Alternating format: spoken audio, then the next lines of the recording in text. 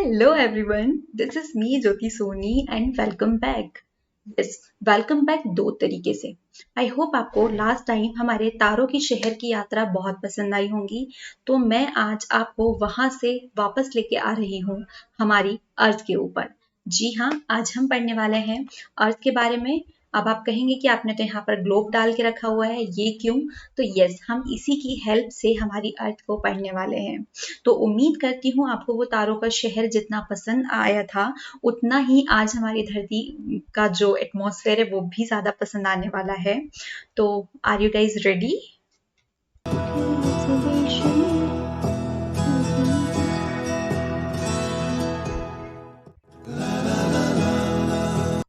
तो बच्चा पार्टी, आज का हमारा चैप्टर होने वाला है ग्लोब, लैटिट्यूड्स एंड लॉन्गिट्यूड्स। अब आप कहेंगे कि हम ग्लोब क्यों पढ़ने वाले हैं, तो चलो आगे पढ़ते पढ़ते हम धीरे धीरे समझेंगे कि हम ग्लोब को क्यों पढ़ने वाले हैं। ओके, तो इस चैप्टर में पहले हम क्लियर कर लेते हैं कि हमें क्या क्या चीजें पढ़नी है और फिर हम शुरू करते हैं हमारा आज का चैप्टर।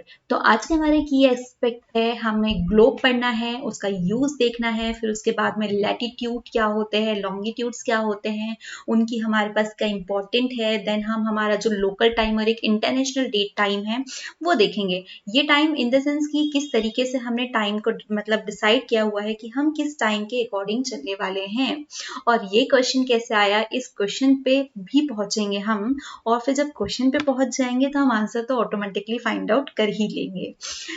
फिर हम जो हमारी पूरी अर्थ है उसके ऊपर प्लेसेस लोकेट करने वाले हैं, पूरे मतलब पूरी अर्थ के ऊपर किस तरीके से कहाँ पे कौन सा प्लेस है, किस तरीके से हम उसको लोकेट कर सकते हैं, ये भी देखने वाले हैं।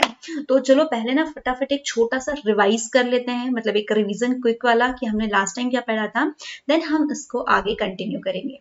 आपको याद होगा मैं आपको लेके गई थी टमटमाते तारों के शहर में, राइट? आई थिंक मैं ये 2 से 3 बार बोल रही हूँ, रिपीट हो रहा है, but I love the word. Okay, तो हम एक गैलेक्सी के अंदर गए थे, बहुत बड़ी गैलेक्सी थी, और हमें ये भी पता चल गया था कि हम उस गैलेक्सी का छोटा सा पार्ट है ना। इतनी बड़ी गैलेक्सीज है, वहां पे इतने सारे मिल्की वेज है, और उसमें से एक हमारा था सोलर सिस्टम। इतनी बड़ी गैलेक्सी का छोटा सा सिस्टम, सोलर फैमिली जो हमारी थी, लेकिन हमारे लिए कितनी बड़ी फैमिली है ना वो, मतलब हमें वो मतलब उनके लिए वो छोटा सा है, बट हमारे लिए कितना बड़ा है। जब हम सोलर सिस्टम देखा था हमने, तो हमें उस सिस्टम में एक सन दिखाई दिया, राइट? उसका जो हेड था, मतलब जो कहते हैं ना फैमिली का जो हेड होता है, वो कौन था? सन था, जो हर एक प्लेनेट को क्या दे रहा था? लाइट दे रहा था। इसकी अपना सोर्स ऑफ एनर्जी था, सोर्स ऑफ लाइट्स थे, और ये एक स्टार है, ये भी हमें पता है। देन इसके बाद में बहुत सारे हमने प्लेनेट देखे थे, बहुत सारे मतलब सिर्फ 8 प्लेनेट थे, राइट? और जो 9th प्लेनेट था उसको 6। क्लियर? रिवाइज हो रही है। जब हमें पढ़ रहे थे तो हमें एक प्लेनेट मिला, अर्थ, और हमें उसके दौरान ये पता चला कि सिर्फ अर्थ के ऊपर ही जीवन पाया जाता है, वो जीने के लिए उसका जो एटमॉस्फेयर है वो सुटेबल है। अब वो क्यों? हमने 3 पॉइंट्स देखे थे। एक तो वहां पर हमें एयर मिल रही है, एयर लाइक ऑक्सीजन, हमें वाटर मिल रहा है, वहां का एटमॉस्फेयर हमारे मतलब सुटेबल है, हम वहां रह सकते हैं, टेम्परेचर बहुत ज्यादा हाई नहीं है, बहुत ज्यादा लो नहीं है, इन सारे रीजंस की वजह से। फिर हमें एक चीज और पता है कि जितने भी प्लेनेट्स है वो किसको राउंड कर रहे हैं? वो परिक्रमा कर रहे हैं, मूव ऑन सन। हर एक मतलब ये सारे जो है वो सन के अराउंड घूम रहे हैं, और तब हमें पता चला कि जो धरती है, जो अर्थ है, वो 365 डेज में अपना राउंड कंप्लीट करती है एक, और हम उसे ही कहते हैं 1 ईयर। करेक्ट? तो अब हमें इतने सारे प्लेनेट छोड़ करके अभी सिर्फ एक प्लेनेट पढ़ना है, और वो प्लेनेट है अर्थ, राइट? अब इतना बड़ा है हमारे लिए, ये पता है हमें कि हमारे लिए है, लेकिन जब हमने पढ़ा तो हमें पता चला कि भाई इतनी बड़ी गैलेक्सी है, उसमें से छोटा सा एक सिस्टम है हमारा सोलर सिस्टम, और उसमें भी हमारी पृथ्वी तो और छोटी हो जाएंगी। मतलब उतने बड़े चीज के लिए तो छोटा सा है, लेकिन हमारे लिए तो बहुत बड़ी चीज है ना। तो अब हम उसको एकदम सिंपल करके पढ़ने वाले हैं, टोटल चीजें हम हमारी अर्थ के बारे में देखने वाले हैं। डोंट वरी, हम यहाँ पे बॉल नहीं खेलेंगे, ये बॉल क्यों यूज की गई है इसको भी देखते हैं। तो चलो बढ़ते हैं आगे। आपको पता है हमारी जो अर्थ है वो गोल गोल है ना, वो पूरे सूरज के आजू बाजू घूमती है, लेकिन साथ में हमें ये भी पता है, हमने पढ़ा था कि हमारी जो अर्थ है वो यहाँ पे थोड़ी फ्लैट है, टोटल स्पेयर नहीं है, थोड़ा सा फ्लैट है, यहाँ पे थोड़ी सी चपटी हुई है, करेक्ट, यहाँ पे वो चपटी बनी हुई है। अब इसको पढ़ने के लिए इतनी बड़ी अर्थ है भाई, वो गैलेक्सी को छोड़ दो, अब हम सिर्फ आ जाते हैं अर्थ के ऊपर, क्योंकि हमें पता है अर्थ बहुत बड़ी है, पृथ्वी बहुत बड़ा है, और इतनी बड़ी पृथ्वी को रीड करने के लिए, इतनी बड़ी चीज को रीड करने के लिए हमें कुछ तो चाहिए होगा, करेक्ट। तो हम एक चीज इनोवेट करने वाले हैं, ठीक है, बॉल नहीं। अर्थ इज नॉट स्पेयर, यहाँ पे ये थोड़ी सी स्लाइटली फ्लैटर्ड है, मतलब यहाँ पे थोड़ी सी फ्लैट है ये, ठीक है, जो नॉर्थ और साउथ पोल्स है इसके, यहाँ पर ये फ्लैट है, ठीक है, ओके। अब हमको पढ़ना है इतना बड़ा पृथ्वी, ठीक है, इतनी बड़ी पृथ्वी पढ़नी है। अब हमें हमारी सहूलियत के अकॉर्डिंग हम क्या करते हैं इसको, हमारे कंडीशन, क्योंकि इंसान बहुत इंटेलिजेंट है भाई, इंसान सच में बहुत ज्यादा इंटेलिजेंट है। उसने क्या किया, अपनी हर एक चीज को अपने अकॉर्डिंग कन्वीनियंट करने के लिए उसने कुछ ना कुछ कर ही लिया, ठीक है। अब बात आई थी इतनी बड़ी पृथ्वी को पढ़ने के लिए, तो उसने क्या किया, उसने एक ग्लोब बनाया, ठीक है। अब ग्लोब बनाया, ये इस तरीके का था, ये एक बॉल था जिसमें, मतलब उसने इस तरीके का एक पृथ्वी का राउंड बनाया, जो उसने उसको मॉडल रखा, और उस मॉडल को उसने नाम दिया ग्लोब, क्योंकि ये सेम वैसी ही थी। देखो यहाँ पर दो पोल्स है, एक नॉर्थ साउथ वाले, ये जो दो पोल्स दिखाई दे रहे हैं, और ये इस तरीके से घूमते जाती है राउंड राउंड राउंड, और इस तरीके से जितनी भी लोकेशंस है, हम आपने ग्लोब्स देखे होंगे अपने स्कूल में, अपने स्टाफ रूम में रखे हुए होते हैं, इवन आपने क्लासेस में देखे होंगे, जब चार्ट देखते हैं ना तो एक पूरा ब्लू कलर का पॉइंट दिखता है, उसके ऊपर ग्लोब्स दिखते हैं, सॉरी कंट्रीज छपी हुई होती है। तो वैसे ही हमने क्या किया, एक ग्लोब इनोवेट किया, वो भी किसके लिए, हमने वो पैटर्न रखा जो कि किसकी स्टडी करता है, वो अर्थ की स्टडी करता है। और यहाँ पर आप जैसे जैसे इसको घुमाते जाएंगे, आपको हर एक कंट्रीज दिखाई देंगी, आपको सारे जितने भी जो 1/3 हमारे पास वाटर से घिरा हुआ है, वो भी सारी चीजें इसमें दिखाई देंगी। जैसे आप यहाँ पर देख सकते हैं, यहाँ पर अभी आप जैसे जैसे घुमाएंगे आपको अफ्रीका दिखेगा, आपको यहाँ एशिया दिखेगा, फिर आप घुमाएंगे आपको नॉर्थ अमेरिका, साउथ अमेरिका, तो ये सारी चीजें आपको दिखते जाएंगी। तो हमने हमारी सुविधा के लिए क्या किया, हमने पूरी की पूरी अर्थ को इस ग्लोब में कन्वर्ट कर लिया, ठीक है। अब ये सुटेबल है हमारे पढ़ने के लिए, हम इसको जैसे जैसे राउंड करेंगे, मतलब ये जो है, ये धरती, ये जो अर्थ है, ये राउंड ऐसे होते जाती है सूरज के, क्लियर। तो इसी सब के ऊपर बेस्ड है हमारा दिन होना, रात होना, सारी चीजें धीरे धीरे हम क्लियर करते जाएंगे, क्लियर। तो अब ये जो मॉडल है, ये रिसेंबल कैसे करता है पूरा अर्थ को, और वैसे ही मतलब फीचर्स भी बताता है। अब ये जो ग्लोब्स है, ये बहुत सारी वेराइटी में मिलेंगे आपको, छोटे मिलेंगे, बड़े मिलेंगे, आप उसको पॉकेट में कैरी कर सकते हैं, मतलब जितनी बड़ी आपको स्टडी करनी है उसके अकॉर्डिंग आपको ये चीजें अवेलेबल होते जाएंगी। एंड आपका फर्स्ट होमवर्क क्या है, आप जब भी अपने स्कूल जाए या आपके घर में ग्लोब अवेलेबल है, तो आप उसे सामने रखेंगे और उसे स्टडी करेंगे, क्लियर। आप जिस तरीके से हम पढ़ रहे हैं उसी तरीके से आप जाके उसको स्टडी करेंगे। आप यहाँ पे लोकेशंस चेक करेंगे कि भाई अफ्रीका कहाँ है, नॉर्थ अमेरिका कहाँ है, साउथ अमेरिका कहाँ है, अंटार्कटिका कहाँ है, एशिया कहाँ है, एशिया में हम कहाँ है, क्लियर, हमारा इंडिया कहाँ है, इवन देन आपकी स्टेट आप सर्च करेंगे, आपको सारी चीजें उसमें मिलने लगेंगी जैसे जैसे आप जूम करेंगे, या आप अपने सेलफोन पे भी जाके, मोबाइल पे जाके भी आप एक डिजिटल वाला देख सकते हैं, क्लियर। तो ओके, देन ग्लोब का तो हो गया, to study the earth we can make a small model of it, वो उसी को हम ग्लोब कहते हैं। तो क्लियर हुआ कि हमारा ग्लोब एक्चुअल में क्या है। These model resembling the earth help us to study the various features in a better way. Actually ये हमें बहुत ही अच्छे तरीके से एक बेटर वे में सारी चीजों को समझाता है। देखो ये हो गया हमारा ग्लोब, इसने हमें क्या की, एकदम एक true picture of the shape of the earth दिया है, मतलब अर्थ की जो एकदम टोटल एकदम जो करेक्ट वाली पिक्चर होती है ना। देखो यहाँ पर आप देख सकते हो कि यहाँ पर किस तरीके से, जहां पे जो एक्चुअल में अर्थ के ऊपर है, तो हमने उसको इसके ऊपर लोकेट कर दिया, उसके हिसाब से क्या चीजें हैं, किस तरीके से काम करती है। तो ये बहुत हेल्पफुल रहा हमें समझने के लिए। The globe is not fix, it can be rotate in the same way. देखो ये वाला जो है ग्लोब, ये रोटेट करता है, हमें पता है, हम इसमें भी देख रहे हैं, लेकिन ये एक्चुअल में क्या, देखो यहाँ पर क्या होता है, ये इस तरीके से मैंने आपको स्टार्टिंग में बताया कि ये रोटेट कर रहा है, राइट। मेरे पास ग्लोब नहीं था, मैं बॉल लाई हूँ बच्चे से मांग के, ठीक है, उसे रिटर्न भी करनी पड़ेगी। तो ग्लोब जो है वो ऐसे रोटेट कर सकते हैं, आप उसको घुमा सकते हैं, ये हमें पता है। जब भी हम ग्लोब देखते हैं तो हम उसको घुमाते जाते हैं, जब भी हमें जो भी चीज देखनी होती है हम उसके अकॉर्डिंग लाते जाते हैं उसे। तो ये नॉर्थ और साउथ पोल्स पे जब एक घूम रहा होता है, ठीक है, तो एग्जैक्टली वैसी ही धरती घूम रही होती है। लेकिन अभी हमने क्या किया, इसको मतलब असेंबल करने के लिए या इसको सपोर्ट करने के लिए हमने यहाँ पर दो पोल्स जो है वो अटैच कर लिए। ये मेरी उंगली जो है आप देखेंगे ग्लोब का स्टैंड बन रहा हुआ होता है ये, ठीक है। बट एक्चुअल में इन रियलिटी ऐसा नहीं है कि कोई सपोर्ट नहीं लगा है। अर्थ का खुद का ही इतना पावर है, वो खुद ऐसे रोटेट हो सकती है, उसको ये सपोर्टर्स की नीड नहीं होती है। वो बस ऐसे घूमते घूमते घूमते घूमते घूमते ऐसे क्या करती है, सूरज की परिक्रमा जो है वो करते रहती है। On the globe countries, continent and ocean are shown in their correct size. Yes exactly, जितने भी हमने कंट्रीज है, ओशियंस है, कॉन्टिनेंट्स है, उनके करेक्ट साइज में इसके ऊपर अवेलेबल है। अब आप कहेंगे कि मैम ग्लोब इतना सा है और अर्थ इतनी बड़ी है, तो कैसे करेक्ट साइज में हो जाए? तो वही एक मेजरमेंट जो होते हैं, हम उसको एक मेजरमेंट के अकॉर्डिंग डालते हैं। मैप में भी हम देखते हैं ना कि मैप इतनी बड़ी दुनिया है, हम उसको छोटे से मैप के ऊपर कर देते हैं। अभी फिलहाल मेरी वॉल से तो मैप्स हट चुके हैं, थोड़ा सफाई वफाई हुई तो मैं आपको जल्दी ही बताने वाली हूँ, राइट। तो हम क्या करते हैं, उसके मतलब जो मेजरमेंट्स है वो तो करेक्ट साइज में वहां पर मेंशन कर दिए जाते हैं। अभी मैंने आपको जस्ट एक लाइन कही कि जितनी भी ओशियंस है, कॉन्टिनेंट्स है, एवरीथिंग जो भी चीजें हैं, वो कंट्रीज है, कॉन्टिनेंट्स है, वो अपने एक सेम साइज में अवेलेबल है ऑन ग्लोब। लेकिन अब बात आती है कि मैम कैसे डिसाइड किया जाए कि कहाँ पे क्या लोकेट है और किस तरीके से लोकेट है। ये क्वेश्चन हमने पहले भी क्रिएट किया था कि हमने कहा था कि कौन सी चीजें हमें कहाँ मिलेंगी, कि भाई ये कैसे डिसाइड किया कि ये जो दिखाई ये एशिया ही है, कैसे डिसाइड किया, ठीक है। मैं ये वाला जो पार्ट ये मैंने भी जिसके ऊपर लिखा वो इंडिया है, ये कैसे डिसाइड किया। तो ये सारी चीजें हम किस बिहाफ पे बोल सकते हैं और किस तरीके से आती है।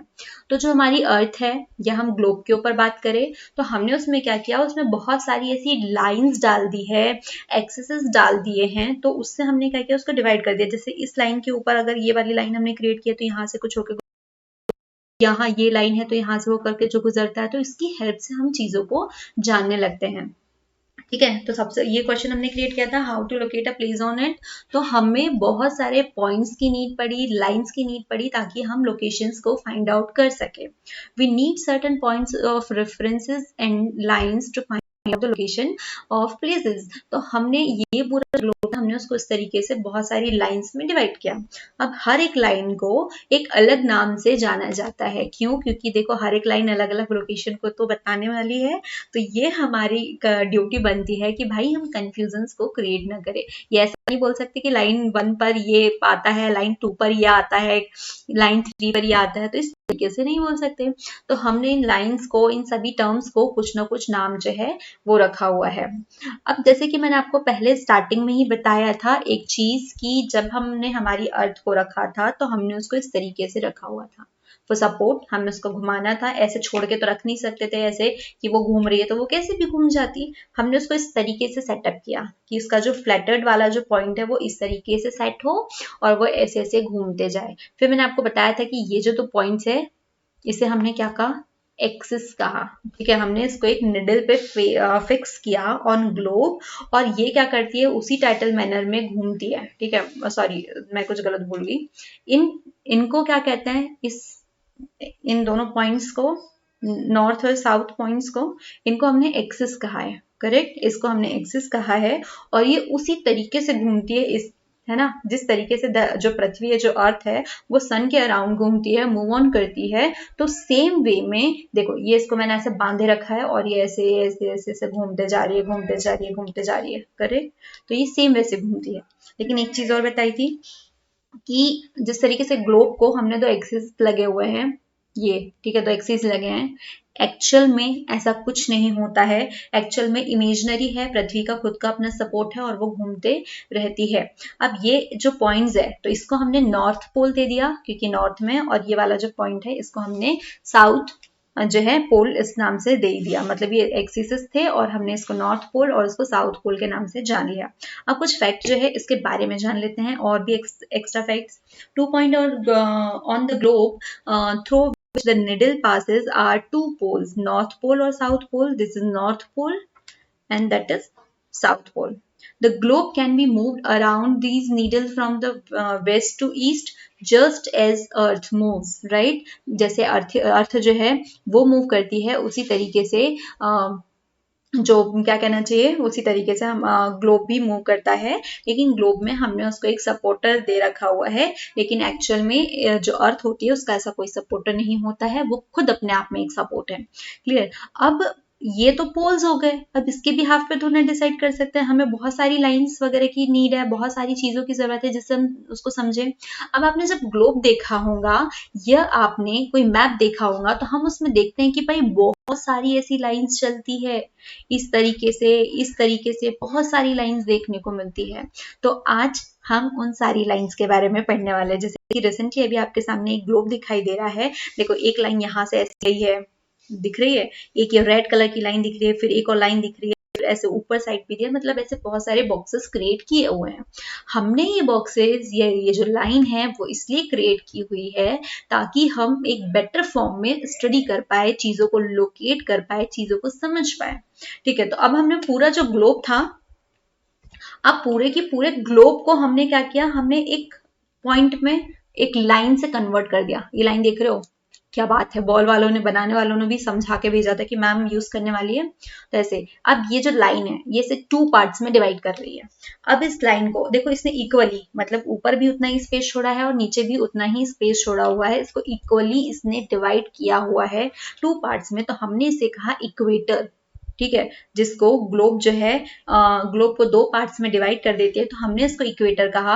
एक साइड जो है इसका नॉर्थ में चला गया और दूसरा साइड जो है वो साउथ में चला गया। इस इक्वेटर का काम क्या था कि इस इक्वेटर ने दोनों ही पार्ट्स को इक्वल अमाउंट में डिवाइड कर दिया, और ये सबसे बड़ा रोल प्ले करती है लोकेशंस को दिखाने में। ठीक है, क्योंकि इसने डिवाइड तो किया, शुरुआत तो इसी ने की, तो ये इसका जो रोल है वो सबसे बड़ा है कि हम मैपिंग जो करते हैं उसमें सबसे बड़ी अहमियत जो रखता है, इंपॉर्टेंट रोल जो है वो ये प्ले करता है। अब हमने यहाँ पर देखा कि जो इक्वेटर है उसने 2 पार्ट्स में तो उसको डिवाइड कर दिया है। तो एक हमारे पास में हो गया क्या, नॉर्थन हेमिस्फीयर, और दूसरा हो गया साउथर्न हेमिस्फीयर। Correct.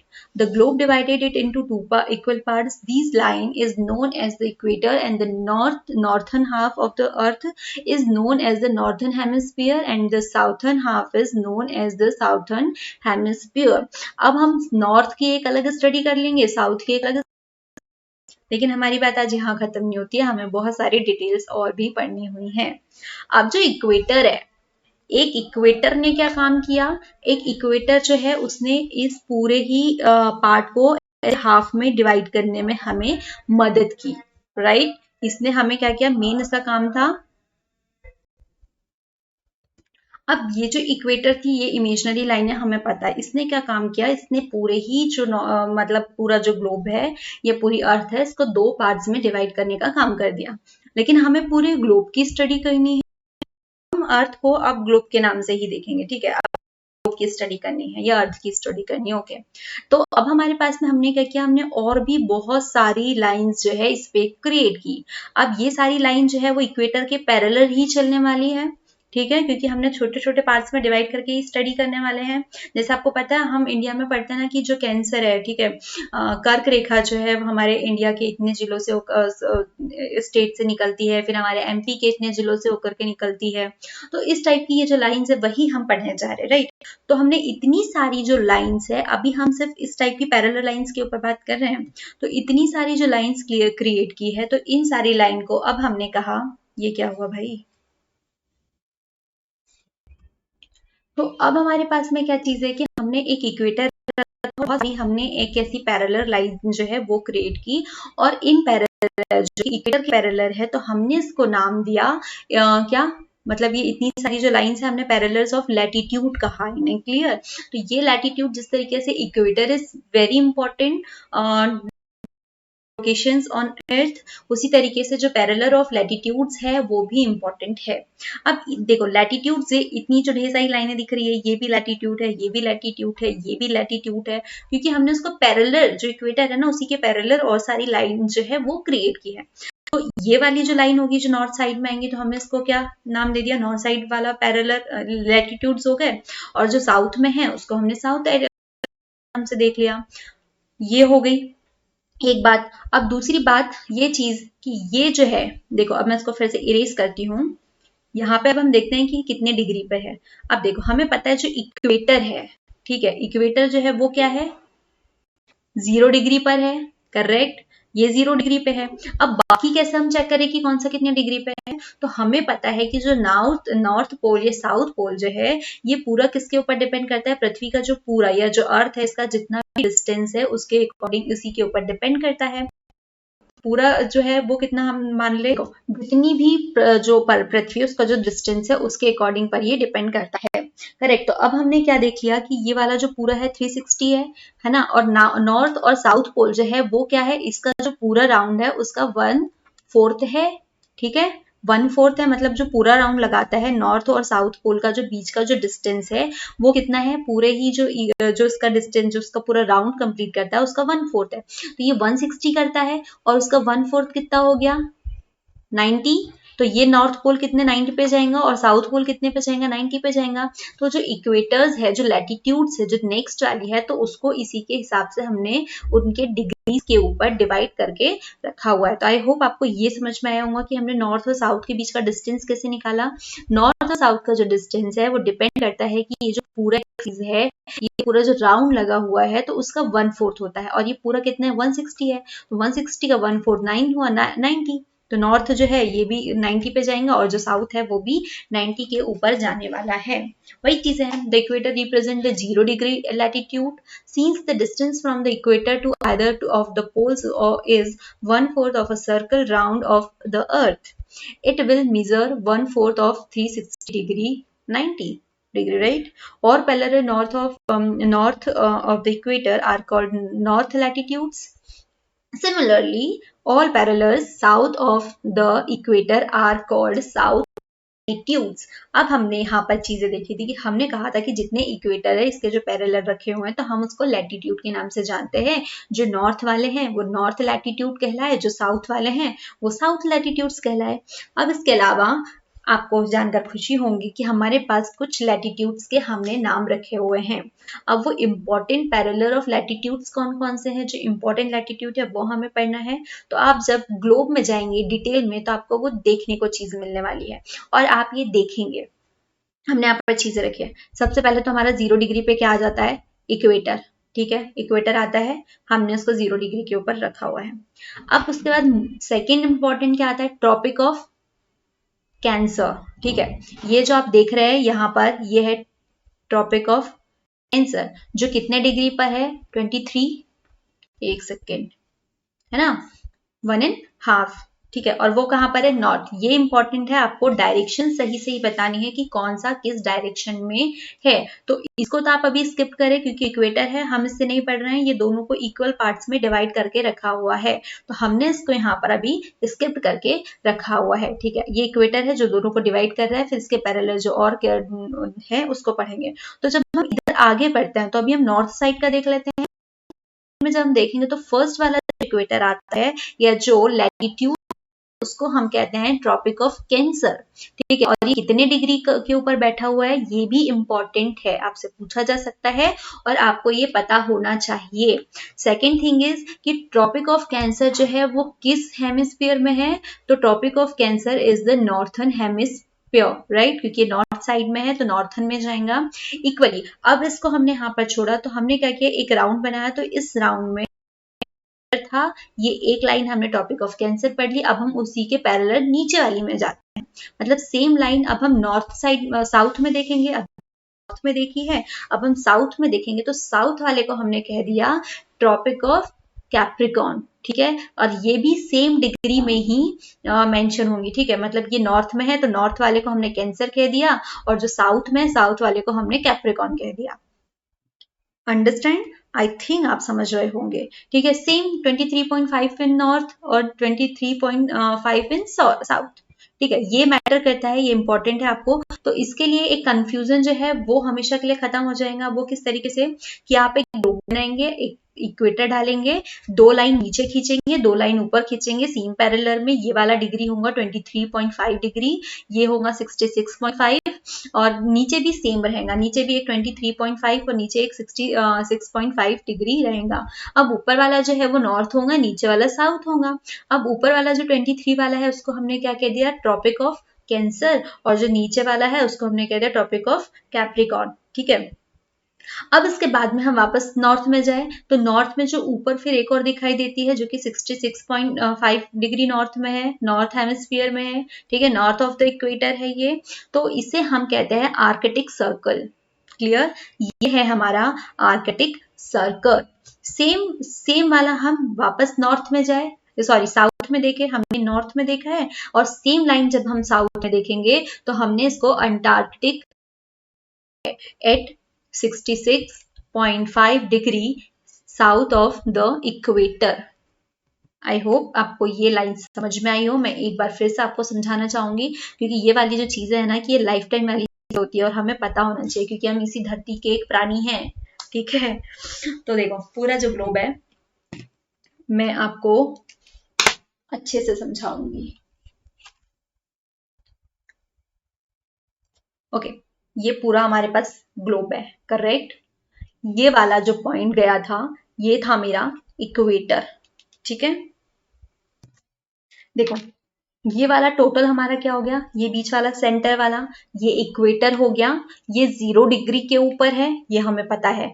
अब इसके बाद में ये वाला हमारे पास कौन सा हो गया, ये नॉर्थ हो गया and that is south. Okay, north हो गया, साउथ हो गया। देन हमारे पास में अब हमको देखना है यहाँ पे 23.5 डिग्री के ऊपर। ठीक है, ये आपको दिखाई नहीं देगा बट मैं आपको बता रही हूँ कि 23.5 ऊपर भी है नॉर्थ और नीचे भी 23.5 इन साउथ, 2 हो गए।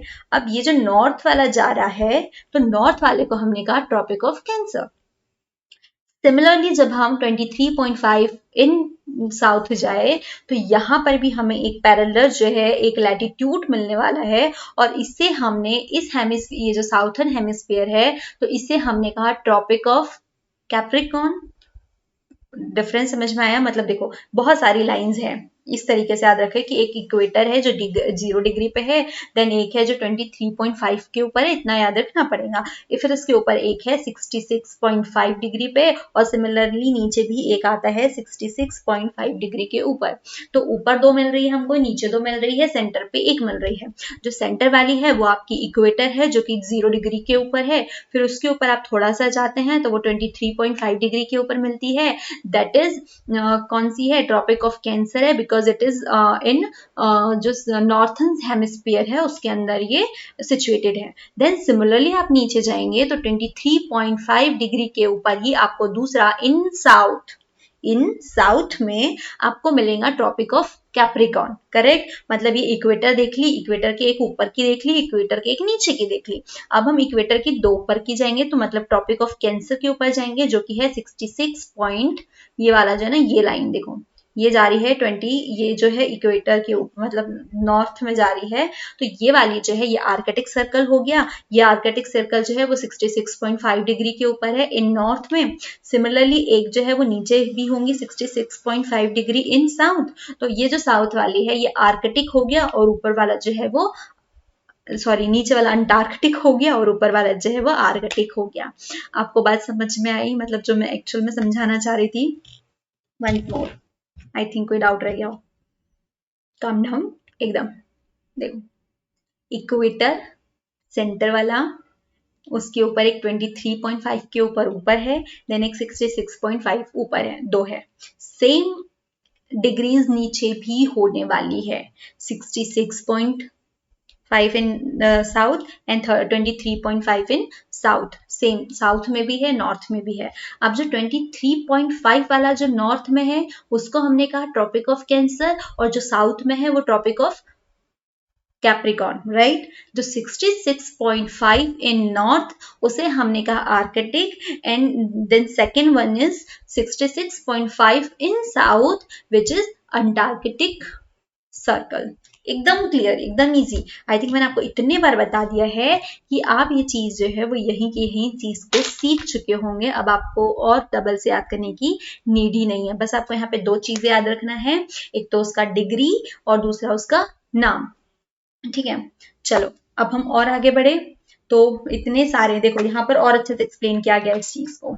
सेम देखो, ये हमारा 0 डिग्री का इक्वेटर, राइट। फिर ये वाला हो गया हमारा topic answer in 23.5 in 66.5 in north जो है 66.5 डिग्री जो है वो आर्कटिक में हो गया। मुझे हाफ बोलने में थोड़ा मतलब अच्छा नहीं लगता तो मैं यूज कर लेती हूँ। ठीक है, देन ट्रॉपिक ऑफ कैप्रिकॉर्न नीचे है जो सेम कंडीशन पे है, और नीचे अंटार्कटिक भी है सेम। देखो सेम डिग्रीज ऊपर भी चलेंगी, सेम डिग्रीज नीचे भी चलेंगी, क्योंकि इक्वेटर ने क्या किया है, उसे इक्वल पार्ट्स में डिवाइड किया है। तो आप अगर ऊपर 23 की बात करेंगे तो नीचे भी 23 की बात करनी होगी। ऊपर 66 की बात कर रहे हैं तो सिमिलरली आपको नीचे भी 66 की बात करनी होगी। तो ये हमारी थी मेजर पैरेलल्स ऑफ लैटिट्यूड, जो कि बहुत इंपॉर्टेंट है, आपको याद रखनी होंगी, बिकॉज ये सारी लाइंस जो है हम आगे चल के और डिटेल में पढ़ने वाले हैं। जैसे हमने गैलेक्सी पढ़ा, गैलेक्सी में सोलर फैमिली पढ़ी, सोलर सिस्टम पढ़ा, फिर हम उसके ऊपर एक एक करके आ रहे हैं। तो सिमिलरली हम लाइंस पे भी आएंगे, जिसमें से Tropic of Cancer is most important.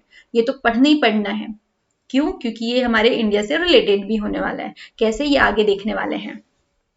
अब आती है बारी, जब हमने लैटिट्यूड्स पढ़ लिए तो अब हम देखते हैं कि हमारे यहाँ पर जो हीट जोन्स हैं अर्थ के ऊपर, तो वो कौन कौन से हैं और कैसे काम करते हैं। तो चलो इसको स्टार्ट करते हैं।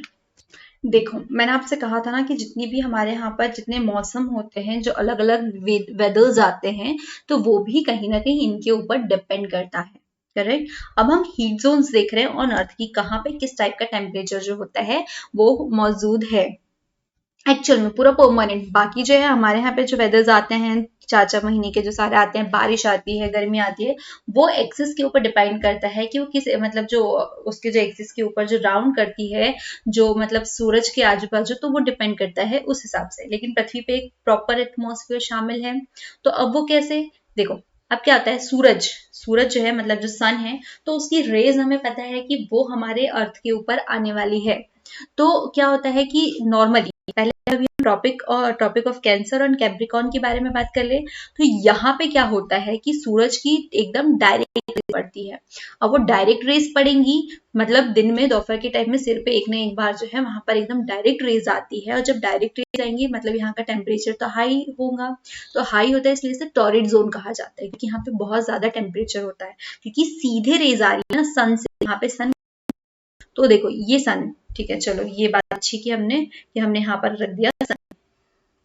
ये सन हो गया हमारा, थोड़ा उल्टा सीधा है लेकिन कोई बात नहीं, चला लेंगे काम। क्लियर। अब ये सीधी रेज आ रही है, मतलब यहाँ पे टेम्परेचर ज्यादा है, तो यहाँ पे मतलब ये सीधी रेज आ रही है तो टेम्परेचर ज्यादा पड़ रहा है, मतलब यहाँ पे हीट ज्यादा होने वाली है। हीट ज्यादा है तो इसलिए हमने इसको टॉरिड जोन कह दिया। ये किसके बीच की बात हो रही है, tropic of cancer and Tropic of Capricorn के बारे में, यहां तक हो रही है। फिर हम थोड़े से बात करें कि पूरे अर्थ पे हमें पता है कि सब जगह रेस पहुंचने वाली है, कोई भी अछूता नहीं रहने वाला है यहां से सीधे। ठीक है, तो यहां से अब ऐसी रेस जा रही है, ये थोड़ी तिरछी हो रही है, यहां से फिर ये तिरछी हो रही है, देखो आ रही है ना। तो अब यहां से यहां तक है, मतलब ट्रॉपिक ऑफ कैंसर और ये वाला जो है ना 66, मतलब 23 से 66 के बीच में ऊपर नॉर्थ के ऊपर बात करें, मतलब नॉर्थन साइड में जब यहाँ से यहाँ की बात करें तो यहाँ पे इसकी रेज जो है वो थोड़ी तिरछी हो जाती है, और यहाँ पे भी ऐसी मतलब डायरेक्ट सन की रेज नहीं मिल रही है, तो यहाँ पे थोड़ा सा कम टेम्परेचर हो जाएगा as compare to torrid zone, right. तो इसको हमने क्या दे दिया, टेम्परेट जोन नाम दे दिया। क्लियर, क्योंकि यहाँ पे थोड़ा सा कम है। फिर हम थोड़ा और आगे जाए तो यहाँ से जो सन की रेज है तो यहाँ पे बहुत ही कम पड़ रही है भाई।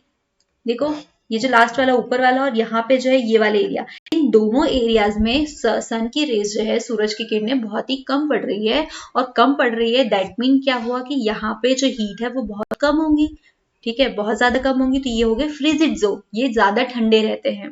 जब आप मैप में देखेंगे, आप मैप में देख करके पता लगाइए कि यहाँ पे कौन सी कंट्रीज है कंट्रीज है भी या नहीं है, या यहाँ के। तो देखो हम हमारा जो मतलब जो लाइफ स्टाइल होता है, जो हम कपड़े पहनते हैं, तो हम कहते हैं ना कि वेस्टर्न वाले ऐसे कपड़े पहनते हैं, वो वैसे पहनते हैं, ऐसे वैसे, तो हम वहाँ का वेस्टर्न कल्चर अपना रहे हैं।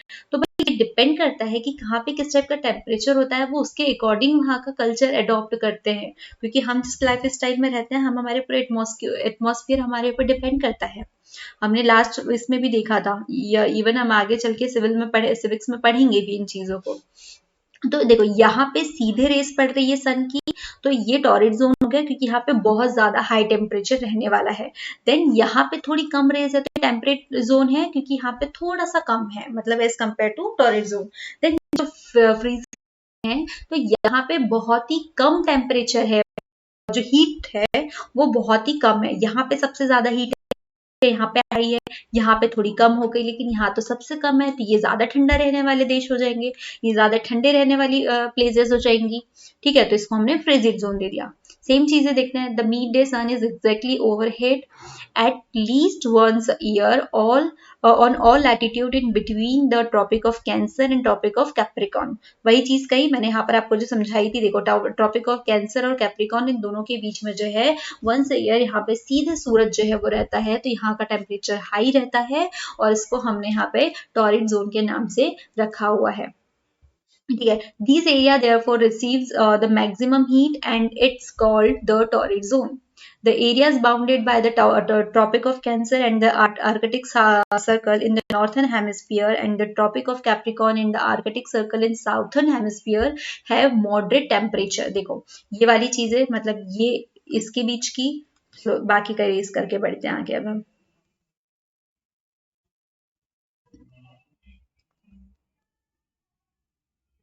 ठीक है, tropic of cancer and frigid zone यहाँ की बात कर रहे हैं, और नीचे की हम ट्रॉपिक ऑफ कैंसर से फ्रिजिड जोन इन साउथर्न दोनों की बात करें, तो यहाँ पे थोड़ा मॉडरेट हो जाता है, ये तिरछी किरणें चली जाती है। तो अब तिरछी किरणें जा रही है, तो क्या होगा कि मतलब सीधे डायरेक्ट हीट तो नहीं जा रही है, सन की रेज नहीं जा रही है, इतनी ज्यादा हीट नहीं पड़ रही है, तो वहां पे थोड़ा सा जो उसका टेम्परेचर है वो कम हो जाएगा, तो that is why it is temperate zone. Clear. Then अब थोड़ा सा और आगे बढ़े, तो अब फ्रिजिड जोन्स क्या हो जाएंगे, क्योंकि यहाँ पर रेस तो एकदम डायरेक्टली नहीं पहुंच पा रही है, बहुत कम अमाउंट में जा रही है, तो ये कोल्डेस्ट जोन होते हैं, मतलब इतना ज्यादा वहां पे क्लियर नहीं होता है, तो बहुत ज्यादा ठंडे या कोल्डेस्ट कह ले तो ये कवर्ड होता है। मतलब मोस्टली आप ये वाले जोन्स को देखेंगे तो ये ice, snow, most of time जो है इन्हीं सारी चीजों से कवर रहते हैं। Okay, hence they are called frigid zone। Only slanting rays on the sun reach the zone located at distance from the equator, और ये इक्वेटर से बहुत दूर है, as you can see on your screen, right। चलो अब आपको समझ में आया कि हमने जो अर्थ है उसके ऊपर हमारे हीट जोन किस तरीके से काम करते हैं, किस तरीके से डिवाइड हुए हैं। तो it's all depend on sun, right. मतलब सन से डिस्टेंस, जो उसकी रेस किस तरीके से पहुंच रही है, वो किस तरीके से हीट इन तक के पहुंचा रहा है, इसके ऊपर डिपेंड करता है। अगर बहुत ज्यादा हीट पहुंचा रहा है तो वो जहां पे पहुंचा रहा है वो टॉरिड जोन हो गया, जहां पे कम हो रहा है वो टेम्परेट, और जहां पे पहुंचा ही नहीं रहा है, बहुत रेयर मात्रा में पहुंचा रहा है, और वो भी एकदम तिरछी, एकदम लास्ट वाली थोड़ी बहुत बची कुची जो होती है ना वो वाली, तो वो हो गए फ्रिजिड जोन्स। अब हम हमारा जो नेक्स्ट टॉपिक है उसके ऊपर बढ़ते हैं, और वो क्या है, लॉन्गिट्यूड्स। अभी हमने क्या पढ़े थे, हमने लैटिट्यूड्स पढ़े थे, अब हम पढ़ने वाले लॉन्गिट्यूड्स। लैटिट्यूड्स में आपको एक चीज याद होगी कि हमने इस तरीके से पढ़ा था, राइट। और हमने एक चीज डिसाइड कर ली थी कि हमें ग्लोब की एक प्रॉपर स्टडी चाहिए, तो हम उसको बहुत सारे जोन्स में डिवाइड करने वाले हैं, बहुत सारी लाइंस क्रिएट करने वाले हैं। तो एक लाइन की जो टाइप्स थे वो तो हम लोगों ने देख लिए, अब हम पढ़ने वाले लॉन्गिट्यूड। और लॉन्गिट्यूड कैसे हेल्प करने वाले हैं हमें अपनी लोकेशंस को फाइंड करने में, या उनका क्या इंपॉर्टेंस है इन आवर ग्लोब और अर्थ, राइट। चलो लेट्स स्टार्ट इट। देखो अभी तक हमने साउथ और नॉर्थ, ठीक है, दोनों में हमने लॉन्गिट्यूड्स को रखा था, सॉरी लैटिट्यूड्स को रखा हुआ था, कुछ रेस को। लेकिन जैसे ही हम ईस्ट और वेस्ट के बीच में ऐसे डिवाइडेशन कर देते हैं, तो वो वाली जो होती है रेस जो होती है वो हमारी कहलाती है लॉन्गिट्यूड्स, राइट। ये लॉन्गिट्यूड्स जो है अगर दोनों ईस्ट और वेस्ट दोनों को मिला दिया जाए, तो ये ऐसे रखा जाए तो वो हाफ सर्कल की तरह काम करती है। जितने भी लॉन्गिट्यूड्स है, मतलब इधर साइड का जो लॉन्गिट्यूड है सेम उस साइड में जाए तो वो हाफ सर्कल की तरह काम करने वाला है। जैसे ये देख लीजिए, इस तरीके से आपको दिख रहा है। ओके, मैं आपको इसमें समझाती हूँ। ये ये मेरा अर्थ था, ये एक लॉन्गिट्यूड जा रहा है, करेक्ट। तो ये पेन नीचे जाना, ये लॉन्गिट्यूड है, ठीक है। इसी को जब मैं इसको यहाँ रखो, इस साइड आए ये वाला लॉन्गिट्यूड, देखो है ना। तो ये इसलिए हमने उसको एज अ हाफ सर्कल लिया। इसी तरीके से और यहाँ पे क्रिएट किया मैंने, यहाँ पे फिर किया, यहाँ पे भी फिर किया, और सिमिलरली ये वैसे ही हमें हेल्प करते हैं जैसे वहां पर हमें जो लॉन्गिट्यूड्स लैटिट्यूड से उन्हें हेल्प की थी। लेकिन जो लॉन्गिट्यूड्स है वो हमें हेल्प करते हैं हमारे टाइम मेजरमेंट्स के ऊपर, मतलब हमें बताने के लिए कि किस तरीके से हम टाइम को चेक कर सकते हैं, ठीक है। देखो, लॉन्गिट्यूड मेजर्स डिस्टेंस ईस्ट और west of the prime meridian. देखो यहाँ से ये देखो, ये इधर वाला जो हो गया एक ईस्ट हो गया, एक वेस्ट हो गया। देखो दो साइड का है, ये देखो ये वेस्ट वाला जा रहा है, ये ईस्ट वाला जा रहा है, दो अलग अलग जा रहे हैं। देखो बहुत सारे लैटिट्यूड लॉन्गिट्यूड्स हो गए ऑल्सो। ओके एक सेकेंड, देखो जो लॉन्गिट्यूड और latitudes both are imaginary lines, ठीक है। ऐसा रियलिटी में नहीं है, हमने इसको सिर्फ अपने समझने के लिए क्रिएट किया है। The run of to run north to south from pole to pole, but they measures the distance east or west. Longitude is measured in degree, minute and seconds. देखो जैसे ही ये पोल्स के साइड में जाते हैं, ठीक है, ये जो है ये कम होते जाते हैं, ठीक है। जैसे जैसे ये जो है पोल्स के साइड, मतलब नॉर्थ पोल पे जाए, साउथ पोल पे जाए, तो ये जो है वो कम होते जाते हैं। और इनके बीच का जो डिस्टेंस है वो हम कैसे काउंट करेंगे, इसको हम डिग्री में काउंट करेंगे, इसे हम मिनट्स में काउंट करेंगे, इसे हम सेकेंड्स में काउंट करेंगे। दैट्स वाई ये हमें हेल्प करते हैं हमारे टाइम को चेक करने में, ठीक है। मतलब जब आप इसको स्टडी करेंगे तो ये आपको कहाँ पर मदद करने वाले हैं, ये टाइम के मेजरमेंट्स में करने वाले हैं। पहले अब मैं आपको एक क्लियर मतलब इन दोनों के बीच का जो डिफरेंस है वो क्लियर करा दूं। देखो लैटिट्यूड क्या होते हैं, जो इस तरीके से इसमें डिवाइड करते हैं, दैट इज लैटिट्यूड। और जो खड़ी रेखाएं हैं, जो सीधी रेखा है, वो है लॉन्गिट्यूड्स, ठीक है। लैटिट्यूड कौन से, जो इस तरीके से जा रहे हैं, जो हाफ हाफ डिवाइड कर रहे हैं, जो बहुत सारे पैरेलल्स है, वो लॉन्गिट्यूड हो गए। और ये वाले जो हो गए, ये लैटिट्यूड्स हो गए, सॉरी लॉन्गिट्यूड। मतलब जो सीधे, देखो ये आड़ी वाली लाइंस है, इक्वेटर था, मीडिएट नहीं, ये 180 डिग्री पे यहाँ पर सीधे सीधे दिख रही है, इस तरीके से बताया गया। और ये जो इस तरीके से आड़ी लाइनें हैं, ये कौन सी है, ये लैटिट्यूड है। तो डिफरेंस दोनों के बीच का समझ में आया कि जो हाफ इक्वेटर के साथ में जो पैरेलल चल रही है, दैट इज लैटिट्यूड, और जो ऐसे सीधे सीधे जो डिवाइड कर रही है, वो क्या कहलाता है, लैटिट्यूड। लॉन्गिट्यूड्स को हमने सिर्फ डिग्री में रखा था, लेकिन सॉरी लैटिट्यूड को हमने डिग्रीज में रखा था, लेकिन लॉन्गिट्यूड्स को हम मिनट और सेकेंड्स में भी काउंट करते हैं। इसीलिए लॉन्गिट्यूड जो है वो हमें टाइम में हेल्प करता है। अब हमें टाइम में कैसे हेल्प करेगा, लॉन्गिट्यूड जो है, देखो अलग अलग इसमें दिखाया। देखो यहाँ पे जैसे जैसे सन की रेस पड़ती है, सन के इफेक्ट्स आते हैं जो लॉन्गिट्यूड्स है इनके ऊपर, तो उसके अकॉर्डिंग, उसके ऊपर डिपेंड करके हम क्या करते हैं, हमारे जो टाइम मैनेजमेंट है, जो टाइम डिसाइड किया जाता है, उसके बिहाफ पे टाइम डिसाइड किया जाता है। जैसे सपोज अभी हम सिर्फ इन दोनों लॉन्गिट्यूड्स के ऊपर बात कर रहे हैं, ठीक है, इनके ऊपर बात कर रहे हैं। अब हम इसको टाइम से कैसे कनेक्ट करेंगे, ये देखते हैं। देखो अब हमारे जो पूर्वज थे भाई, वो बहुत ज्यादा इंटेलिजेंट थे, है ना, मानना पड़ेगा, क्योंकि उन्होंने हमारे पास इतनी सारी चीजों को एकदम सिंपलेस्ट फॉर्म में क्लियर करके रखा है। मतलब तब हमारे पास वॉच नहीं थी क्या, तब हम टाइम नहीं देखते थे, बिल्कुल देखते थे। लेकिन तब हम कैसे चेक करते थे, देखो सूरज आता है, सूरज आता है, रोशनी होती है, तो हमने मान लिया कि ये सुबह हुई है। सूरज जाता है तो अंधेरा हो जाता है, हमने मान लिया कि शाम हो रही है, रात हो रही है। ये तो था, लेकिन उसके अलावा भी कैसे करते थे, जैसे ही दिन में, अब दोपहर कब हुई, दोपहर को तो हम शाम ढलने के पहले भी रख सकते थे, कुछ भी मेजर कर सकते थे। लेकिन जो हमारे पूर्वज थे भाई, मानना पड़ेगा बहुत ज्यादा इंटेलिजेंट थे। तो इन्होंने क्या किया, जैसे ही सूरज आता है, मतलब मॉर्निंग तो हुई, वो तो हुआ, लेकिन जो परछाइयां पड़ती थी, जो शेडोज होती थी, तो उसके बिहाफ पे भी इन्होंने अपने टाइम को डिवाइड कर लिया। देखो जब सूरज मतलब एकदम सीधे खड़ा रहता था, तो उस वक्त जो शेडो होती थी वो छोटी होती थी, ठीक है। और जैसे जैसे शाम और सुबह होती थी, तब उनकी जो शेडो है वो बढ़ते जाती थी, ठीक है। मतलब दोपहर के समय बहुत छोटी हो रही है और शाम और सुबह के टाइम में ये बहुत बड़ी हो रही है। तो इस तरीके से उन्होंने कुछ का कुछ अपने तिकड़म जो है वो जमाया। ठीक है, अब जैसे ही ग्रीनविच के ऊपर एग्जैक्टली उसके हाईएस्ट पॉइंट के ऊपर जैसे ही स्काई मतलब सूरज आता है, ठीक है, तो उसको मान लिया दोपहर का समय, क्योंकि उस वक्त सीधी परछाई निकल रही है, शॉर्ट हो रही है। तो इन्होंने क्या किया कि जब माना कि ग्रीनविच के ऊपर एकदम एग्जैक्टली ऊपर सूरज की रे पड़ रही है, तो वो माना हमेशा से समय को मान के चले कि ये दोपहर का टाइम है, और दोपहर का टाइम है इट मीन कि इस वक्त 12 PM हो रहा है, 12 o'clock हो रहा है, दोपहर के 12 बज चुके हैं। इस तरीके से इन्होंने इसे मान के चले।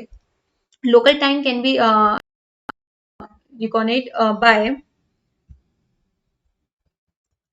the shadow sun which is the shortest at noon and longest at sunrise and sunset। मैंने अभी बात बताई कि सनराइज के वक्त जो है वो शॉर्ट हो रहा है, सनसेट के वक्त वो शॉर्ट हो रहा है, और सनराइज जो आफ्टरनून का समय होता है उस वक्त ये एकदम शॉर्ट हो रही है। दोनों टाइम में लॉन्ग हो रही है और इस टाइम में शॉर्ट हो रही है। When the prime meridian on Greenwich has the sun at the highest point in the sky. All the places along the meridian will have midday or noon। जैसे ही देखो हर जगह पे जहां पर भी जो सन है, मतलब ग्रीनविच के ऊपर सन जो है एकदम उसके हाईएस्ट पॉइंट पे है बादल में, स्काई में, तो उस वक्त जितने भी आसपास जो एरियाज है तो वहां पर उस प्लेसेस में क्या हो रहा है, उस वक्त दिन के 12 बज रहे हैं, दोपहर हो रही है। इसको और थोड़ा समझे। अर्थ जो है वो 360 डिग्री जो है रोटेट करती है, 24 आवर्स देखते हैं हम लोग। तो इसका मतलब क्या हुआ कि 15 डिग्री एन आर और 1 मिनट है ना, 1 डिग्री इन 4 मिनट। ठीक है, इस तरीके से जब हम उसको काउंट करते हैं तो 15 to 4 करते हैं तो 6 मिनट, तो हम उसके तरीके से एक एक आवर का टाइम निकालते हैं। हम देखते हैं ना कि 1 घंटे में 60 मिनट ही क्यों होते हैं, तो भाई वो 60 मिनट इसीलिए होते हैं। इसीलिए दिन के जैसे ही ग्रीनविच के ऊपर सन आता है उसी टाइम में 12 बज रहे हैं दिन के। क्लियर। देन अब हमें एक स्टैंडर्ड टाइम की नीड क्यों पड़ी, मतलब हर जगह, क्योंकि आप देखते होंगे कि कई बार हम लोग वो करते हैं ना कि अभी हमारे यहाँ दिन हो रही है, किसी दूसरी कंट्री में रात हो रही है, फिर वहां रात है तो हमारे यहाँ दिन हो रहा है। तो ये क्यों होती है चीजें, है ना। फिर हमें एक स्टैंडर्ड टाइम को फॉलो करना क्यों होता है। अगर हमारे यहाँ दिन के 12 बज रहे हैं, उनके यहाँ रात के 12 बज रहे हैं, दिन के 4 बज रहे हैं, उनके यहाँ दिन के 5 बज रहे हैं, आगे पीछे भी समय होता है। अगर हम बात कर ले असम की, राइट, असम और गुजरात इन दोनों प्लेसेस को देख ले तो इन दोनों के बीच में जो है 1 आवर का डिफरेंस पड़ता है। ठीक है, दोनों के बीच में। ठीक है, गुजरात और असम दोनों के बीच में 1 घंटा 45 मिनट समथिंग का डिफरेंस पड़ता है। तो भाई क्यों, और फिर हमें एक स्टैंडर्ड टाइम की नीड क्यों पड़ी। अब हमने टाइम जो है वो कैसे मेजरमेंट किया, हमने जो लॉन्गिट्यूड है उसके बीच में हमने देख लिया कि मतलब टाइम मेजर कर लिया, इस प्रोसेस से देख लिया, राइट। अब हमको देखना है कि हमें एक टाइम को क्यों फॉलो करना है, क्यों हमारे लिए एक स्टैंडर्ड टाइम मैटर करता है। देखो टाइम का जो है वो हमने देख लिया कि लॉन्गिट्यूड जो है इनके बीच का जो सिस्टम है उसके ऊपर डिपेंड करता है कि इनका जो टाइम है कि जहां पे भी सबसे ऊपर मतलब हाईएस्ट पीक पॉइंट पे जो सन रहेगा तो उस वक्त वहां का जो है 12 बज रहे होंगे दिन के। हमने यहाँ से ये चीजों को सीखा है। तो अब हमने सिर्फ यहाँ का एक ये काउंट किया है। भाई क्यों नहीं बढ़ रहे हैं आगे। ठीक है, हमने यहाँ का काउंट किया है, ये वाला, राइट। हमने ये सिस्टम देखा है कि यहाँ पे इस टाइम ये हो रहा है क्योंकि हमारे पास बहुत सारे लॉन्गिट्यूड, इतने सारे लॉन्गिट्यूड है। अब हम एक के बीच का डिस्टेंस निकाल रहे हैं कि एक यहाँ पर 360 डिग्री मतलब 24 में जाता है, फिर 60 मिनट का एक 60 मिनट्स का एक आवर होगा। इस टाइम पूरी कंट्री में फॉलो नहीं कर सकते क्योंकि हर जगह की अलग अलग पोजीशन जा रही है। अब अगर मैंने यहाँ का फॉलो कर लिया लेकिन मैं लोकेशन यहाँ की जा रही हूँ तो ये तो गलत हो जाएगा क्योंकि हम बहुत सारी चीजों के इवन हम पूरे ही डिपेंड होते हैं हमारे टाइम के ऊपर। ठीक है, अगर हमें एक ट्रेन के टाइम में जाना है, जैसे मेरी ट्रेन जो है वो 5 बजे है, लेकिन मैं फॉलो कहाँ का टाइम कर रही हूँ, मैं सपोज 23 वाला जो लॉन्गिट्यूड है वहां का टाइम फॉलो कर रही हूँ, तो मैं अपने इस टाइम पे तो ट्रेन नहीं पकड़ पाऊंगी क्योंकि यहाँ पर किसी और ही टाइम में चल रही है। तो क्या होता है कि इतने सारे अलग अलग जगह मतलब जैसे कि डिफरेंस हम लोग यहाँ देख लिए, डिब्रूगढ़ है असम का और जो द्वारका है गुजरात के, इन दोनों के बीच का जो लोकल टाइम है उसमें भी 1 hour 45 मिनट्स का डिले होता है। इन दोनों के बीच में इतना डिफरेंस है। ठीक है, इनके डिस्टेंस के ऊपर। तो अब ये तो गड़बड़ हो जाएंगी कि आप एक प्रॉपर टाइम में चल ही नहीं पा रहे हो। तो क्या जो कंट्री है वो अपना एक स्टैंडर्ड टाइम सेट करती है और हमने भी हमारा जो एक लॉन्गिट्यूड है वो है 82 1.5 है ना, 1.2 मतलब 1.5 डिग्री जो है, इसके बीच का जो टाइम था हमने उसको स्टैंडर्ड मान के चल रहे हैं, हम इस टाइम के अकॉर्डिंग चलते हैं। अगर नहीं होगा तो आपको भी पता है कि आप अलग अलग जो लॉन्गिट्यूड है उसके टाइम जाएंगे तो सारे डिफरेंट होंगे, लोकेशन वाइज डिफरेंट जाएंगे, हमें बहुत सारी प्रॉब्लम्स को फेस करनी पड़ेंगी। तो इसीलिए हर जो कंट्री होती है एक वो एक स्पेशल स्टैंडर्ड टाइम को फॉलो करती है, जिससे इतनी सारी डिफिकल्टीज जो है उनसे बचा जा सके। The local time of places which are different meridians, ये मुझे कुछ वर्ड्स प्रोनाउंस करने में दिक्कत होती है भाई, तो मैं क्लियरली बोलती हूँ। हाँ, तो are bound to differ. For example, it will be difficult to prepare a timetable for train which cross several longitudes. देखो यही वाली बात है कि अलग अलग लॉन्गिट्यूड से अगर हमें ट्रेन्स निकालनी है तो हम उसको कैसे फॉलो करेंगे। इस लॉन्गिट्यूड से हमने इस टाइम ट्रेन निकाली तो उसके ऊपर कहाँ पहुंचेंगी, वहां का तो सिस्टम कुछ और ही जा रहा है, क्योंकि वहां पे जैसे ही उसके टॉपिस्ट के ऊपर जब सूरज जाएगा तो वो उसका 12 होगा ना, उसका 12 PM होगा, उसका नून होगा, राइट। तो ये डिफरेंस हो जाएगा, ये दिक्कत कर देगा, तो इसलिए हमने एक एक स्टैंडर्ड टाइम को फॉलो कर लिया है। इन इंडिया फॉर इंस्टेंट, अच्छा अब हमने अलग अलग स्टैंडर्ड टाइम को फॉलो कर दिया तो मैम तब भी तो दिक्कत जाएंगी, तो भाई तब दिक्कत नहीं जाएंगी क्योंकि यहाँ का जो टाइम है ये हमने डिसाइड किया, सपोज ये 10 PM पे यहाँ से निकल रही है, वहां की उसका स्टैंडर्ड टाइम निकला है, तो ये सपोज मान लो कि हमने ये 2 आवर में यहाँ पे पहुंच जाएंगे, that's not possible, just for example, right. तो ये 12 बजे पहुंचने वाली है, तो ये इसके टाइम के अकॉर्डिंग ये यहाँ पे 12 बजे पहुंचने वाली है, तो हम क्या करेंगे, ये जो 12 है इसके अकॉर्डिंग इसको कन्वर्ट करेंगे और यहाँ पे बताएंगे कि भाई ये इस टाइम पे यहाँ पे आने वाली है। Clear? In India, for instance, there will be a difference of about 1 hour 45 minutes in the local time of Dwarka in Gujarat and Dibrugarh in Assam. जो चीज मैंने आपको बताई थी. It is therefore necessary to adopt the local time for same central meridian of a country as the standard time for the country. देखो अब हमने क्या किया, हमारे सारे जो लोकल मतलब वहां का लोकल जो लॉन्गिट्यूड है उसके अकॉर्डिंग ही हम वहां का टाइम कन्वर्ट करेंगे, हम पूरे वर्ल्ड को एक टाइम के अकॉर्डिंग नहीं चलाएंगे, ठीक है। अगर हम अमेरिका वाला फॉलो कर रहे हो तो अगर वहां पे 12 बज रहे हैं तो हम के यहाँ पे भी 12 ही माने, भले हमारे यहाँ रात हो रही है, नहीं होगा ना, क्योंकि वहां पे दिन चल रहा है, यहाँ रात चल रही है, तो हम उसको कैसे फॉलो कर ले कि नहीं भाई एक ही लॉन्गिट्यूड के अकॉर्डिंग हमने टाइम सेट किया है तो हम उसी को चलाएंगे। तो हमने, क्योंकि डिपेंड करता है रेस कहाँ पे कैसे पहुंच रही है, सूरज की क्या कंडीशन है उनके ऊपर, तो हमने उसी के बिहाफ पे अपने टाइम्स को कन्वर्ट कर लिया है। आपको समझ में आया नहीं? चलो एक बार फिर से समझेंगे। लॉन्गिट्यूड, राइट, ये लॉन्गिट्यूड है, ये भी लॉन्गिट्यूड है। हमने क्या कहा कि जैसी सन की रे पड़ती है वहां पे तो वो होता है उसका 12 PM, राइट। अब यहाँ पे जरूरी नहीं है कि ये लॉन्गिट्यूड पे और ये लॉन्गिट्यूड पे इधर से सन आ रहा है तो सेम टाइम पे सेम रे पड़े और सेम 12 PM हो जाए, नहीं होगा ना, यहाँ पे कुछ अलग इफेक्ट पड़ता है और यहाँ पे कुछ अलग इफेक्ट पड़ता है। अगर हमने इसी को सभी पूरी अर्थ के लिए एक स्टैंडर्ड टाइम मान लिया तो ये तो फेयर नहीं होगा, क्योंकि यहाँ पे सन की रे पड़ रही है, यहाँ 12 PM है, लेकिन यहाँ पे रे, अच्छा यहाँ पड़ रही है, यहाँ रे नहीं पड़ रही है, ठीक है, यहाँ रे नहीं पड़ रही है, यहाँ अंधेरा है, ठीक है, अंधेरा तो नहीं जाएगा, शाम हो जाएंगे, राइट। यहाँ रे नहीं पड़ रही है, यहाँ अंधेरा है, तो हम यहाँ पे थोड़ी ना बोलेंगे दोपहर का बज रहा है, नहीं बोलेंगे ना। तो अब इसके लिए इससे तो पार्शियलिटी हो जाएंगी हमारी, तो इसको तो दिन मिल रहा है इसलिए हमने इसको दिन घोषित कर दिया, लेकिन इसी के बिहाफ पे हम सबको नहीं बोलेंगे कि भाई हमारे यहाँ दिन हो रहा है तो सबके यहाँ दिन हो रहा है। तो हमने कहा कि भाई आप अपनी एटमॉस्फेयर जो कंडीशन है, जो जियोग्राफिकल कंडीशन है, उसके अकॉर्डिंग अपना अपना टाइम फिक्स कर लीजिए। जब आपके ऊपर, अभी हमारे यहाँ आ रही है तो हमने दिन रखा है, लेकिन जैसे ही आपके यहाँ आएंगी पृथ्वी तो रोटेट होंगी ही होंगी, ऐसे रोटेट हो रही है, तो ये वाला आ रहा था जिसके ऊपर आ रही थी वो इस साइड हो गई, अब ये प्लेस आ गया, मतलब अब आपके ऊपर रे आने वाली है, तो अब आप आपके घर दिन कर लीजिए, ठीक है, अब आप यहाँ दिन कर लीजिए। अब आपको शायद समझ में आ चुका होगा, ठीक है। तो इसीलिए हमें एक स्टैंडर्ड टाइम की जरूरत पड़ी ताकि कहीं पे भी कोई डिफरेंसेस क्रिएट ना हो और इतनी सारी डिफिकल्टीज ना हो, तो वो हमें हेल्प करेंगी। Time zones, the standard time of different countries are not the same. देखो सेम वही बात की कि सारे जो टाइम स्टैंडर्ड टाइम होते हैं वो सारी कंट्री के लिए सेम नहीं होता है, सब अपने अपने लिए अलग अलग डिसाइड करते हैं।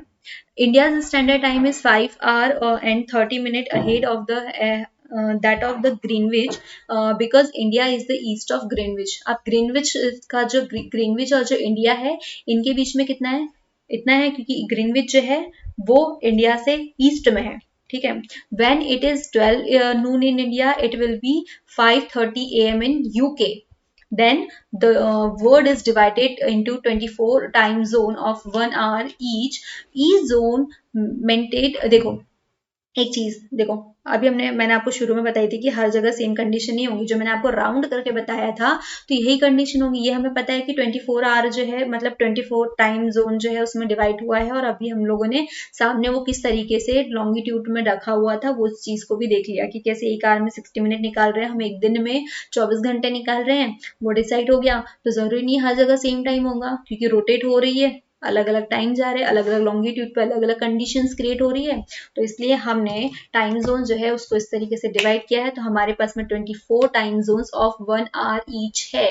तो दैट्स वेरी इंपॉर्टेंट। और ये जो एक लाइन लिखी हुई है, बट दैट इज इम्पोर्टेंट, ये कवरिंग करती है लॉन्गिट्यूड को, 50 डिग्री लॉन्गिट्यूड को। ओके, तो दैट्स ऑल अबाउट अर्थ, किस तरीके से हम धरती को पढ़ते हैं। हमारी जो अर्थ है हमने उसको देखा, इसको पढ़ने के लिए हमने लॉन्गिट्यूड्स बनाए, हमने लैटिट्यूड्स बनाए, और उसके बाद में हमने सीखा कि कैसे हम टाइम डिसाइड करते हैं हमारी धरती के ऊपर, हमारी अर्थ के ऊपर, जब घड़ी में टाइम देखते हैं, राइट। फिर हमने उसके साथ में ये भी सीखा कि कैसे हम पता करें कि कहाँ पे क्या है, ठीक है। हमने जो लैटिट्यूड्स पढ़े हैं, कैप्रिकॉन पढ़ा, कैंसर पढ़ा, ऊपर हमने आर्कटिक पढ़ा, नीचे हमने अंटार्कटिक पढ़ा। तो ये सारी चीजें हमें हेल्प करती है लोकेशन फाइंड करने में कि कहाँ पे अमेरिका मिलेगा, कहाँ पे इंडिया मिलेगा, एशिया मिलेगा, एक्सेट्रा एक्सेट्रा चीजें। आगे बढ़ते जाएंगे और भी चीजें सीखते जाएंगे। तब तक के खेल के आते हैं बॉल, मीन्स आप जाएंगे और ग्लोब चेक करेंगे। जितनी भी चीजें हमने पढ़ी है, अब आप जाके ग्लोब पे देखेंगे कि कहाँ लॉन्गिट्यूड्स है, कहाँ लैटिट्यूड्स है, कैप्रिकॉन कहाँ है, कैंसर कहाँ है, ये सारी चीजों को आप देखेंगे, और किस स्टेट से कौन सी